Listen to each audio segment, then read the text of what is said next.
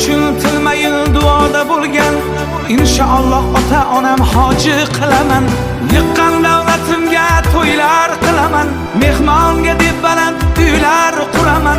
Men uchun tilma-yil duoda bo'lgan. Inshaalloh ota-onam hoji qilaman. Bu so'zni chin dildan takror aytamiz. Ay do'stim, vatanga qachon qaytamiz? Bu so'zni chin dildan takror aytamiz. Do'stlarim, vatanga qachon qaytamiz? O'zim musofirdaman, ayolim uyda, farzandlarim ikki, hayolim uyda. Erta deb, indin deb dalda aytamiz. Ay do'stim, vatanga qachon qaytamiz? Kelganimga necha yillar bo'libdi.